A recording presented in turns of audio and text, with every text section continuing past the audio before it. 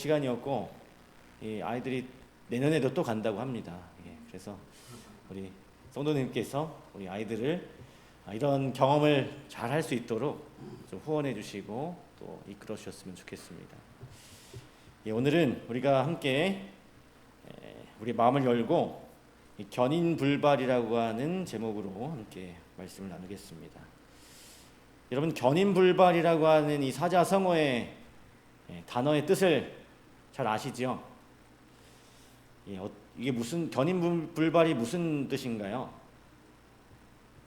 견인불발, 굳게 참고 견디어 마음이 전혀 흔들리지 않고 단단히 뿌리를 내려서 절대 뽑히지 않는다라고 하는 뜻입니다. 견인불발. 이런 뜻인데, 여러분, 이 견인불발이라고 하는 말이 긍정적인 의미일까요? 아니면 우리의 마음을 좀 답답하게 짓누르는 그런 부정적인 단어일까요? 견인불발.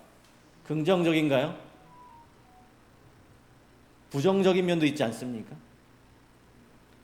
사실 이 단어 자체는 아주 중립적인 성격을 가지고 있습니다.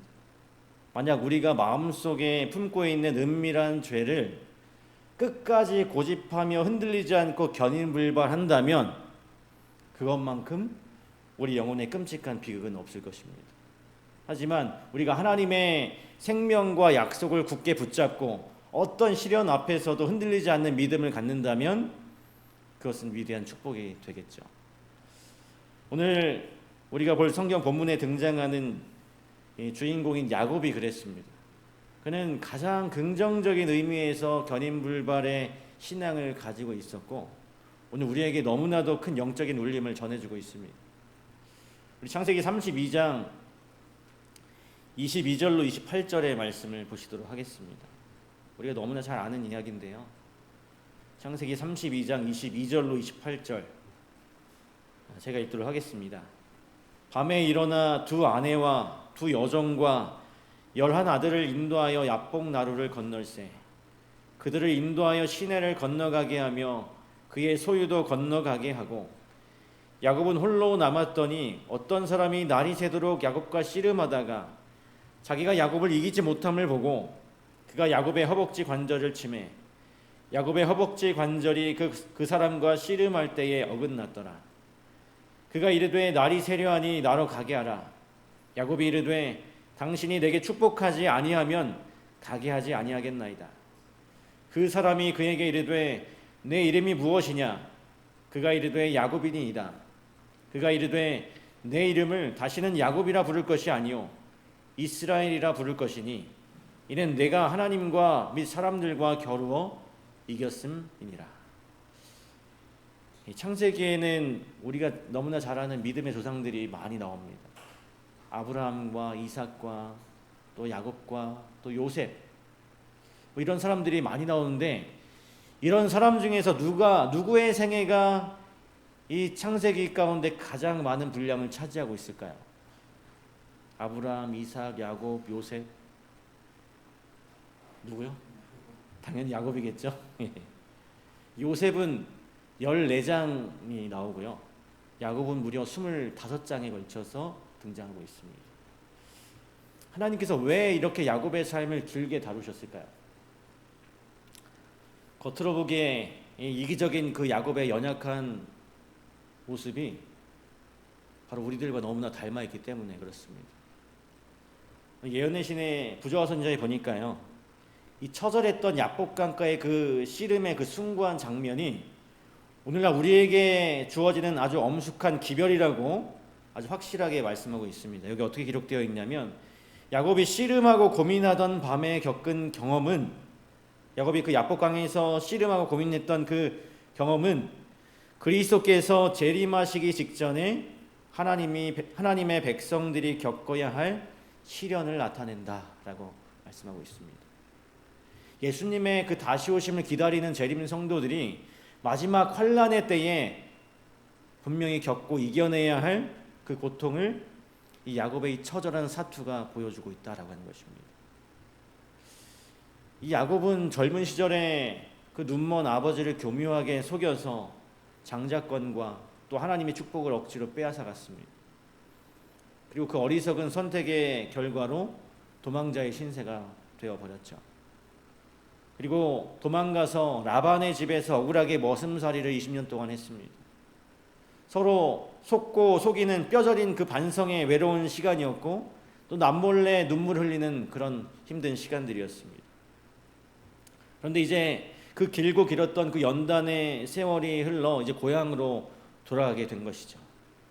그런데 그 험난한 앞길에 형 에서가 400명의 군사를 거느리고 그 20년 전의 분노를 품은 채 이 살기 등등해서 이 야곱을 향해서 오고 있다라고 하는 것입니다.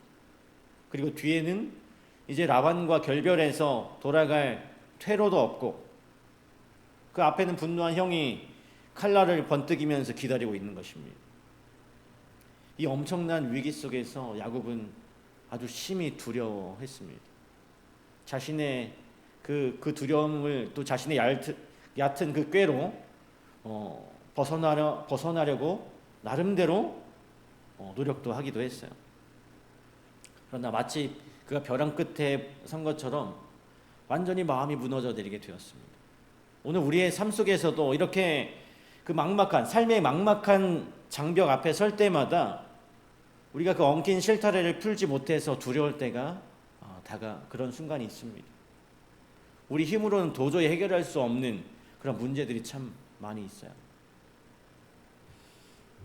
그래서 사단은 우리가 이런 두려움의 늪에 빠져서 주님을 철저하게 잊어버리도록 만듭니다.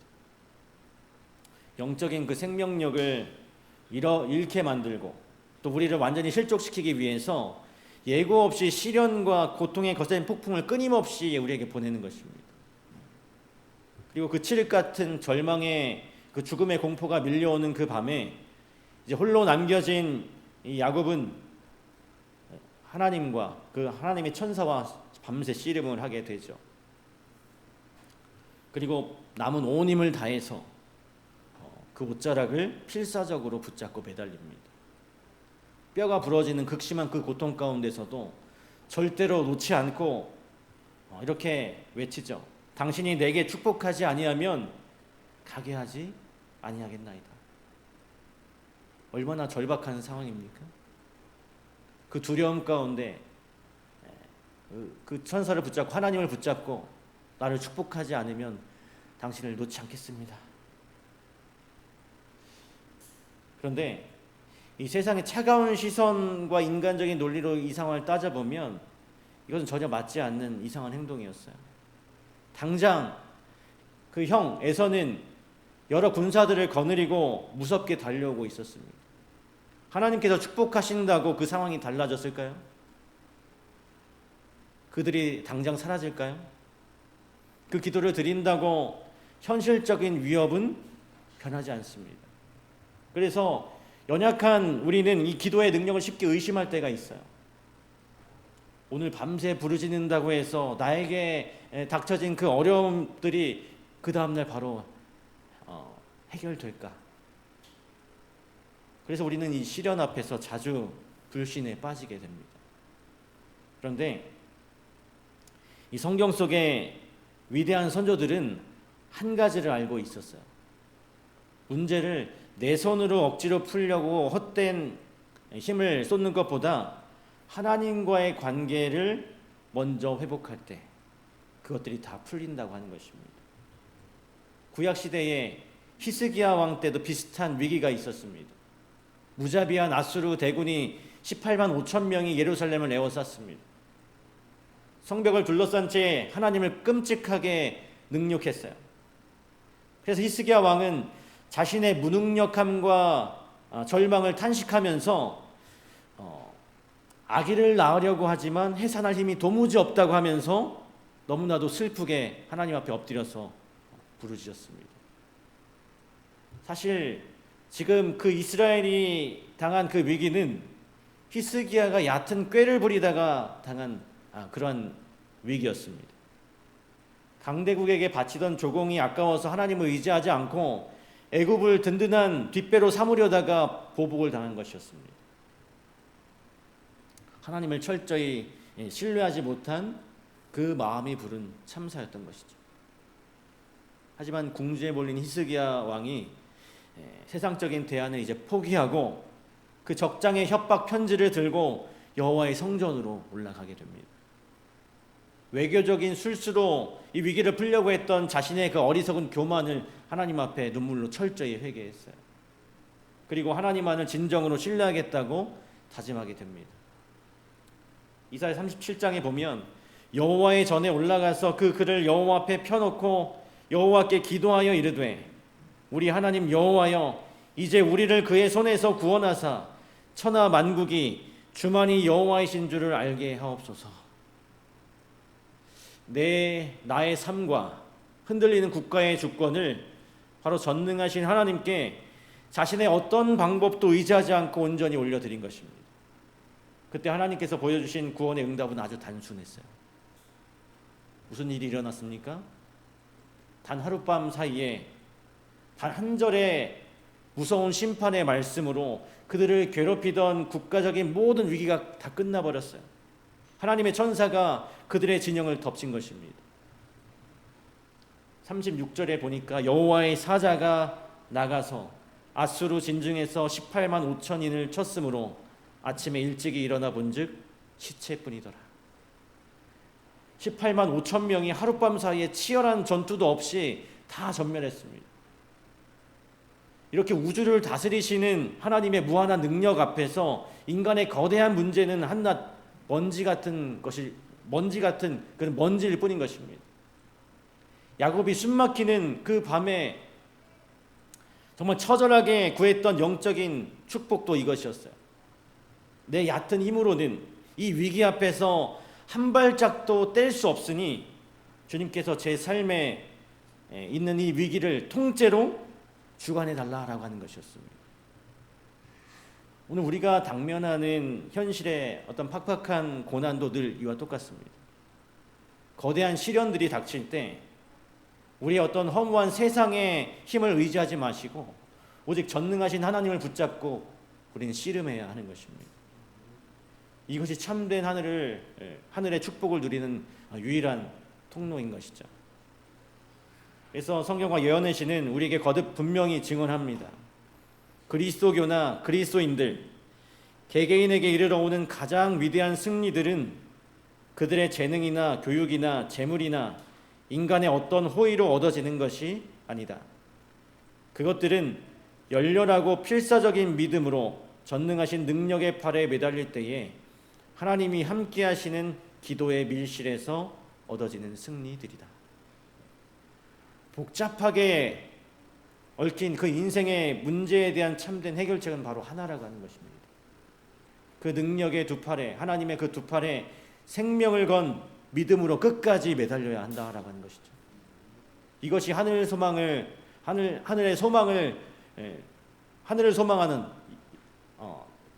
성도들이 가져야 할 이 견인불발의 믿음인 것이죠. 그런데 여러분, 이 야곱의 그 어두운 과거의 생애를 우리가 솔직히 돌아보면 야곱이 항상 어땠습니까? 그 거룩한 축복조차도 자신의 어떤 꼼수로 쟁취하려고 했고 늘 남의 발뒤꿈치를 붙잡으면서 속이는 이기적인 그런 사람이었음을 그의 과거를 통해 볼 수 있는 것입니다. 세상 사람들은 이 야곱을 보면서 그가 당한 그 시련들을 보면서 자초한 고난이라고 혀를 찰 수도 있습니다. 하지만 이 이기적인 야곱의 부끄러운 모습은 우리 모두의 자화상과도 같은 것이죠. 세상의 수단으로 축복을 얻어내려는 그 교만함이 오늘 우리 속에도 분명히 있다고 하는 것입니다. 이 야곱의 가족들 성경을 통해서 보면 그들 또한 모두가 속이는 자들이었습니다. 형 에서는 약속보다 당장 그 눈앞에 팥죽 한 그릇을 더 사랑했고, 또 아버지 이삭은 맏아들에 대한 인간적인 편애를 고집했습니다. 어머니 리브가조차도 자기의 꾀로 거룩한 언약을 이루려고 했죠. 주님의 그 정확한 타이밍을 믿지 못하고 어리석게 살았던 것입니다. 이렇게 야곱의 가족 모두가 욕심에 사로잡혀서 서로에게 상처를 주면서 방황했어요. 여러분, 어린 아이들이 뭔가를 하다가 잘 안 되면 그것을 자꾸 짜증을 부리고 우는 모습 보신 적 있으시죠? 이렇게 엉킨 실타래를 억지로 풀려다가 그것을 풀지 못해서 더 실이 엉키는, 그것을 그냥 부모의 손에 조용히 맡기면 풀릴 것을 끝까지 고집하면서 그것을 풀지 못하면서 결국은 울음을 터뜨리는 이 어린아이의 모습 보셨을 겁니다. 그런데 이 모습이 야곱의 20년 타향살이가 바로 이 엉킨 실타래를 쥐고 있는 아이의 모습과 똑같았습니다. 그가 얕은 지혜를 짜내어서 재산을 좀 늘리려고 아등바등 발버둥 쳤지만 결과적으로 그의 영혼은 메말랐고 형과의 과거는 더 꼬여버렸어요. 오늘 우리들도 이 좋으신 주님께 맡기지 못하고 억지로 풀려다 꼬여버리는 경우가 허다합니다. 그럴 때마다 주님은 우리가 두 손을 들고 나오기를 기다리고 계십니다. 야곱이 고향으로 돌아오는 길에서도 얕은 꾀를 멈추지 않았던 모습을 우리가 볼 수 있습니다. 형의 그 차갑게 얼어버린 형의 마음을 녹이려고 엄청난 예물을 여러 때로 나누어서 보냈어요. 수백 마리의 양과 소와 낙타. 그것들은 그 가치를 따져보면 수십억 원이 넘는 아주 엄청난 재산이었습니다. 이 귀한 재산을 앞서 보내면서 흙바닥에 엎드려서 비굴하게 몸을 낮췄습니다. 형이 첫 때를 치면 피하리라는 그 이기적인 비상 계획까지 야곱은 세워두고 있었어요. 최악의 상황에 자신만 도망칠 비상구를 마련해 둔 것이죠. 이렇게 자기의 얕은 지혜를 총동원해서 어떻게든 살아남으려고 한 것입니다. 하지만 이 수십억의 어마어마한 그 재물도 그에게 참 평안을 주지 못했습니다. 그렇게 보내놓고도 마음이 편하지 않았어요. 두려웠습니다. 가족을 보내고 야복나루에 덩그러니 혼자 남겨져 있을 때 아주 외로운 그 밤을 보내고 있었습니다. 그리고 언제 칼을 들고 자신을 덮칠지 모른다는 그 공포 속에 떨고 있었어요. 오늘 우리의 이 팍팍한 인생살이도, 이 헛된 노력도 이와 같을 때가 참 많이 있다라고 하는 사실이에요. 피 같은 돈을 쓰고 세상 인맥을 동원해 봐도 해결되지 않는 일들이 분명히 있는 것입니다. 그런데 이 야곱이 죽는 것이 그토록 두려웠다면 이 야곱이 왜 가나안 땅으로 다시 돌아갔을까요? 그 멀고 안전한 땅으로 도망가서, 더 멀고 안전한 땅으로 도망가서 그가 가지고 있는 재산을 가지고 그냥 살면 됐을 텐데 왜 굳이 그 무서운 형이 기다리고 있는, 자신을 죽일지도 모르는 형이 기다리고 있는 가나안으로 돌아갔을까요? 이 야곱이 이 죽음의 공포 속에도 꿋꿋하게 가나안으로 전진한 이유는 하나였습니다. 하나님의 반드시 지켜야 할 준엄한 명령이 그를 이끌었기 때문이었어요. 창세기 31장 3절에 보면 여호와께서 야곱에게 이르시되 내 조상의 땅 내 족속에게로 돌아가라. 내가 너와 함께 있으리라 하신지라. 야곱은 평생 실수투성이인 그런 사람이었지만 끝내는 거룩한 하나님의 약속을, 그 약속 하나만을 바라보고 살았습니다. 그래서 그 죽음의 공포 속에서도 주님의 그 명령에 순종하려고 매일 몸부림쳤어요. 그리고 하나님께서 흠이 많은 그 야곱을 끝까지 포기하지 않으신 이유가 바로 이것이었습니다. 오늘 우리 또한 이 하늘 가나안을 바라보면서 좁은 길을 걸어가는 이 재림 성도들입니다. 안식일과 또 신앙적인 양심 때문에 눈물을 삼키면서 손해를 볼 때도, 이 세상에서 그러한 일이 있을 때도 손해를 볼 때도 참 많이 있습니다. 하지만 예수님이 칭찬하시는 그 영광의 문을 향한 발걸음은 우리가 멈추지 말아야 하는 것이죠. 이 야곱처럼 야복 강가에서 홀로 남아서 있었던 그 야곱은 그 미지의 존재와 철저하게 처절하게 씨름했습니다. 그리고 동이터울 무렵에 그 치열한 사투 끝에 그분이 야곱의 환도뼈를 내리치셨습니다. 야곱은 두 발로 서지 못하고 지팡이를 짚으면서 이제 평생 절뚝발이로 살아가야 하는 그런 장애를 얻게 되었습니다. 도망칠 수 있는 유일한 수단인 그 환도뼈가 어긋난 것은 깊은 의미를 주고 있습니다. 나의 꾀와 나의 어떤 인간적인 꾀와 건강을 더 이상 얄팍한 요행으로 의지하지 않겠다는 그런 항복을 하게 만드는 그런 상황인 것이죠. 그리고 오직 주님만 의지할 수밖에 없는 상황을 하나님께 허락하신 것입니다. 그리고 그제야 야곱은 지난 발자취를 돌아보면서 그 주님의 놀라운 은혜를 깨닫게 돼요. 나의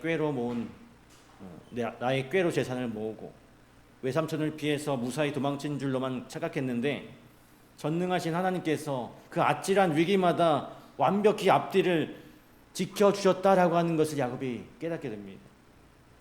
분노한 라반이 쫓아왔을 때도 하나님이 꿈에 나타나셔서 막아주셨고, 그리고 그가 모은 그 재산들, 그가 모은 그 꾀를 내서 양을 많이 소유하게 된 그 방법도 하나님께서 베푸신 은혜였다라고 하는 것입니다. 꽉 막힌 인생의 참된 해답은 언제나 하나님의 손에 있었어요. 이기적인 마음과 그 불신의 굳은 그 불신의 그 마음이 그 마음 때문에 세상 두려움에 사로잡혀서 몰랐을 뿐이었던 것입니다. 그 불신을 이제 버리고 십자가 앞에 겸손히 엎드렸을 때 야곱에게 기적이 일어났던 것이죠. 하나님께서 엎드려져 우는 그 야곱에게 위대한 승리를 선언하신 것입니다. 내 이름을 다시는 야곱이라 부를 것이 아니오 이스라엘이라 부를 것이니. 이 연약한 인간에게 하나님과 겨루어 이겼다는 최고의 영광의 이름을 주신 것입니다.